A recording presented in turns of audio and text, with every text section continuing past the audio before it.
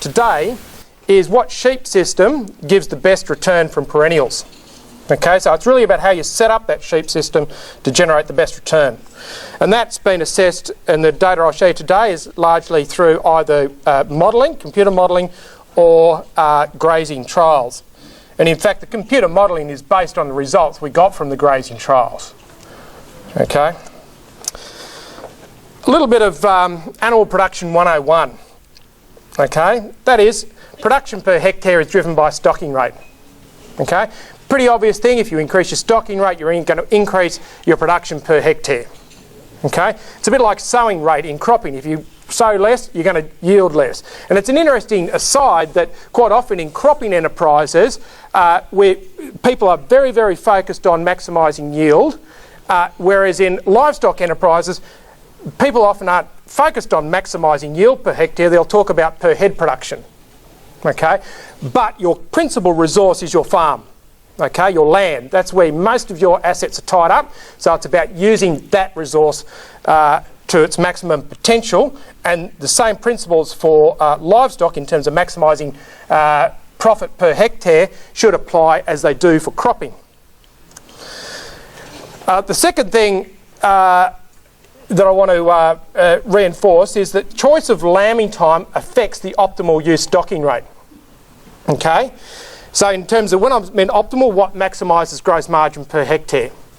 Okay, because if you're lambing at a time when the feed supply is limited, then you're either going to have to reduce your stocking rate or feed a lot more supplementary feed. Okay, so it's really about trying to match the period of maximum feed demand with feed production. Okay, so the trick is really to try and match feed supply with feed demand to maximise production and control costs. And it's an important point. We often think in livestock situations or breeding ewe situations, they're always about selling finished lambs. Okay, but different lambing times will lend themselves to different sale policies. Okay, so if you're lambing later in the year when feed supply is going to be declining, feed availability may be high, but the pastures are starting to dry off, then that sort of system probably lends itself more towards selling stores rather than finished lambs. So this is just a simple example of stocking rate and gross margin, and it shows the sort of pattern that you would expect. So these bars in the middle are the medians. Okay, so as we increase stocking rate, this is ewes per hectare along here, gross margin along here. As we increase stocking rate from about 7 ewes per hectare up to the optimum in this particular case, which is a bit over 10, we see gross margin increase. But you'll notice these bars indicate the range. Okay, so this system is quite conservative because regardless of whether the season's a good season or a bad season, the range in gross margin is not that great. Okay, because in the good season you haven't got enough head on the ground to capture the additional feed. In a bad season you haven't got as many head to feed as in a system with more ewes per hectare. Now those results there, just for context, were based on a farm at Tarcutta. So using Tarcutta rainfall, 20% of the farm to lucerne, 40% as 80% as Phalaris, and over 40 years of historical weather data. So that's stocking rate. Oh, and one of the reasons why we see gross margin increase is this is pasture utilisation. So at the lowest stocking rates, we're only using a third of the pasture that's grown in an average year. At the highest stocking rates, we're using about half. Okay, we get to a point, of course, that we increase stocking rate further and the average gross margin decreases. Okay, and obviously the range decreases. Okay, so we looked at modelling a Merino terminal system. What do we mean by a Merino terminal system? Is a Merino ewe joined to a terminal sire. So we looked at 55 kilo ewes. We bought in all the replacements. We used that 40 years of historical weather data from Tarcutta, and we modelled it for a system or a farm that had 80% of the farm as a Phalaris sub, base, and the other 20% is a loosened sub pasture. Importantly, in this modelling, we had a flexible sale policy, okay, which is probably not dissimilar to what people would do in practice. That is, they would sell lambs obviously by 12 months of age, or when the heaviest group reached 60 kilos. Okay, so in the good years that's what would happen, or when no live lucerne was available. In other words, the growth rate of the lambs is going to be tailing off because you've got no green feed available, or if lamb growth rates fell below 20 grams a day. Okay, so when the lambs are not growing much anymore, they're gone. And in this particular modelling, we use no production feeding. Okay. So this is at low stocking rates. Remember, the optimum stocking rate from that graph I showed you before was about 10 ewes per hectare. So this is a much lower stocking rate, at 6 ewes per hectare. And what you can see is that at different joining times, January, February, March, there's not a lot of difference. And as we join later, we see reductions in gross margin. Why? Because we haven't got enough ewes on really to optimise the feed base, and by lambing later in this low stocking rate scenario, your lamb weights, your weaned lamb weights, or your your sale lamb weights are less. Okay, why? Because you're lambing closer to the end of the growing season. Make sense? All right.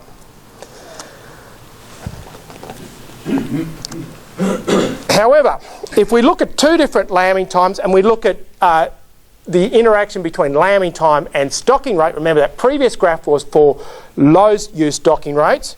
If we look for a June lambing, we can see that the line is relatively flat. Okay, so in other words, if we run our lower stocking rates, we're generating about $250 a hectare gross margin. We can increase that up to about $300 a hectare if we get up towards the optimum of 8 or 9 ewes per hectare. Once we get beyond that, it starts to tail off. Why? Because we're increasing our supplementary feed costs at those higher stocking rates. Okay, but for September lambing, and remember this is with a flexible sale policy, with September lambing, at the lower stocking rates, in fact, it's less. It's a lower gross margin. Okay, so at 6 ewes per hectare, it's producing a lower gross margin. Up around that 8, 9, it's producing a similar gross margin, but remember those lambs will be sold lighter. But as we continue to increase our stocking rate, we see the optimum being around about 12 ewes per, or the maximum around about 12 ewes per hectare. Why is that? Because we're running more ewes. Okay? We're running more ewes. So the difference here in gross margin is largely because we're running more ewes and generating more wool income. Those lambs from these ewes run at the higher September lambing stocking rate are largely been sold as store lambs, so they've been sold at lighter weights, but because you've got more lambs, it's a similar amount of meat per hectare as the lower stocking rate June lambing system. Okay, so what are the conclusions from modelling? Based on the last 40 years of weather data at Tarcutta, a property with 20% lucerne and 80% Phalaris would have been better off running a Merino system joined to terminals, would have been better off lambing in September, and in most years selling those lambs as store lambs rather than lambing in June, July and producing mainly finished lambs. Trying to run more ewes per hectare for a June or July or midwinter lambing is that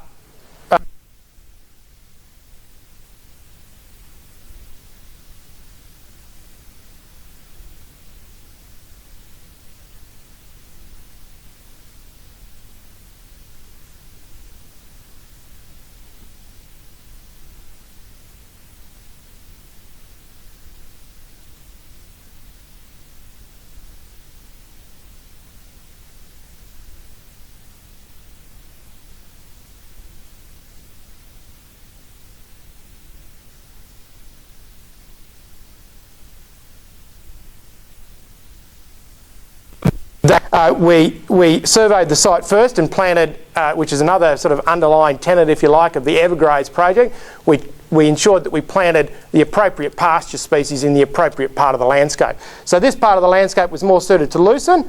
This part of the landscape was a wetter soil type, more suited to something like tall fescue. And this ridge, which doesn't show that well up in this photograph, but that ridge was phalaris. All of those were undersown with, or sown with subclover rather. Now, so there were 12 5-hectare farmlets. So the ewes stayed on that 5-hectare farmlet. So each farmlet consisted of a paddock of lucerne, a paddock of tall fescue, and a paddock of phalaris. So the questions we were asking in this particular experiment was for that sort of feed base, 20% of the farm is lucerne, 80% is phalaris. What lambing time best uses that pasture base? So we compared 3 sheep systems. A winter, July lambing, and that was a Merino only system, okay. A spring or September lambing, in which some of the ewes were joined, or 50% of the ewes joined the Merinos, 50% to terminals to generate some replacements. And a split lambing system, where some of the ewes lambed in July and some of them lambed in September. The Merinos, Merino to Merino lambed in September, Merino to terminal lambed in July. All lambs were sold from the system and replacements brought in to make life simple, because otherwise it would have been experimentally very difficult to manage that. So even though we did keep replacements to replace the older ewes, they were effectively sold out of the farm and brought back in terms of the gross margin analysis. Ewes were fed to maintain, when required, when off plots. They were essentially managed to achieve a condition score 3 at joining and lambing. Now the systems had different ewe numbers, because remember those 2 different lambing times I looked at before in that graph of June versus September lambing, to try and maximise the potential returns from that lambing time. So just to quickly show you the sort of the stocking rate profile through the year. This is our winter lambing system. Less ewes per hectare. Okay, this is essentially when the ewes are dry. So they're joined in February.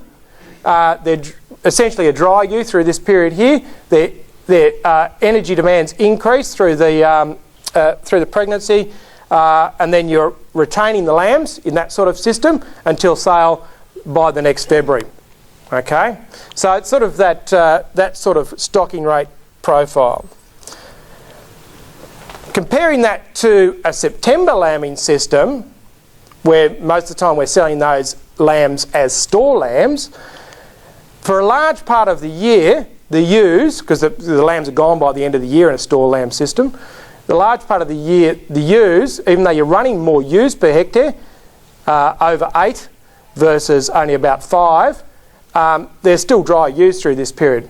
They increase in terms of their energy demands and therefore their feed requirements through to lambing, and then the lambs are weaned and then they're back again to dry ewes.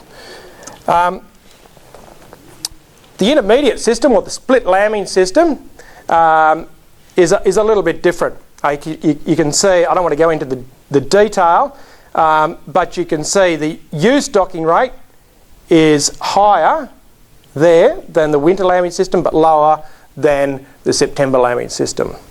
And through the spring, the feed demand curve, if you like, is midway between the two.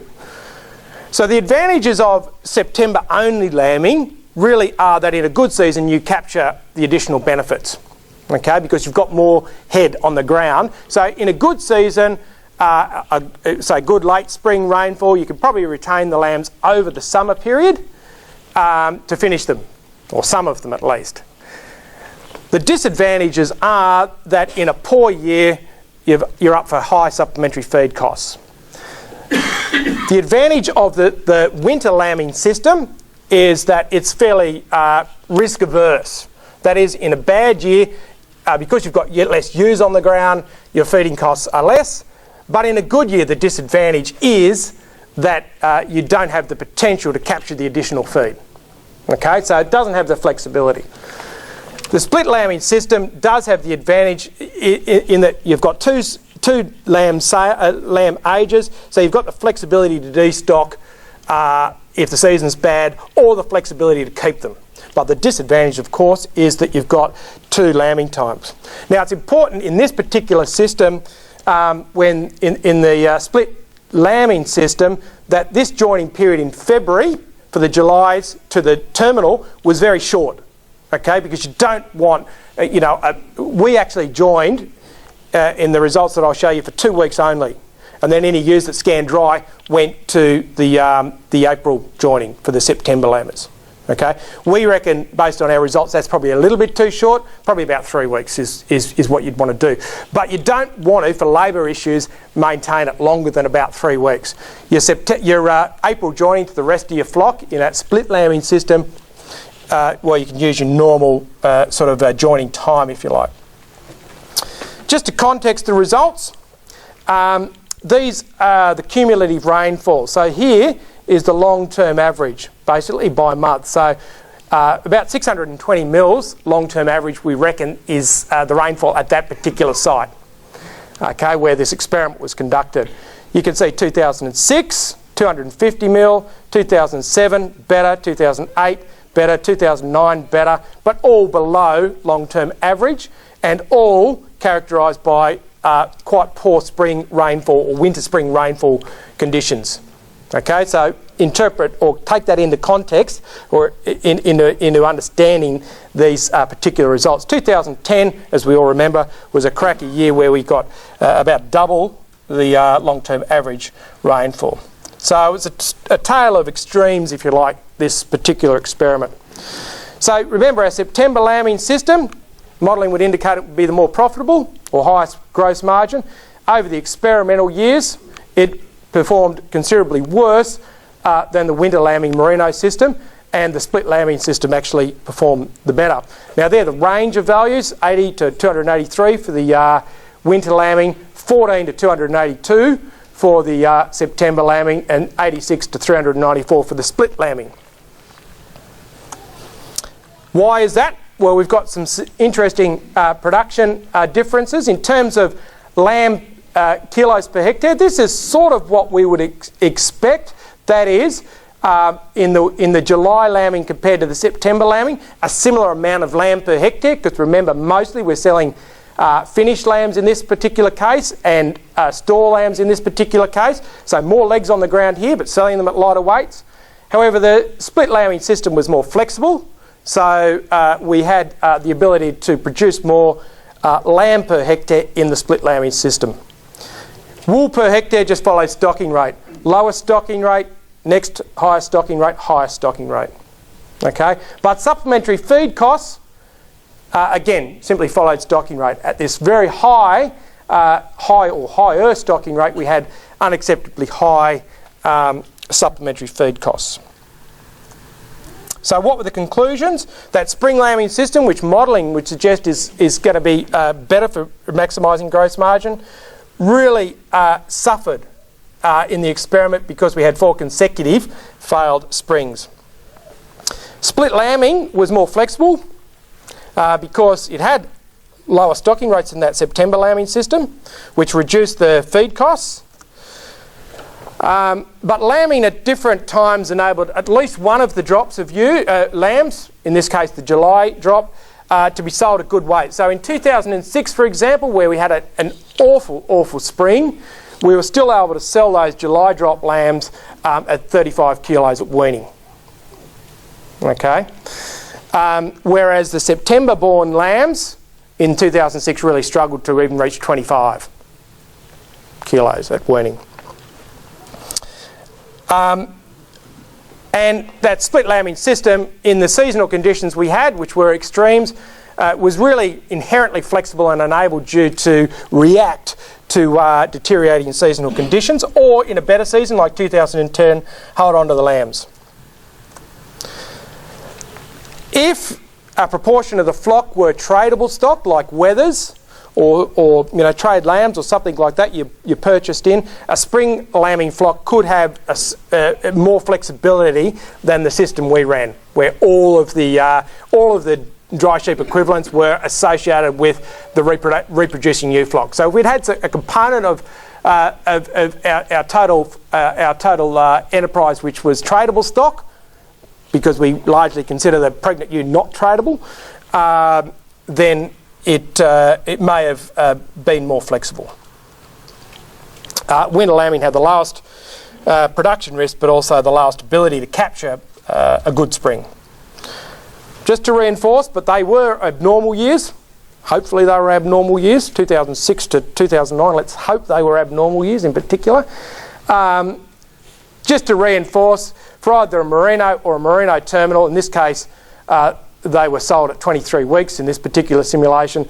That again still indicates through grass growth modelling that September lambing long term over a 40-year period should yield higher gross margins. How would split lambing perform over the long term? Really hard to model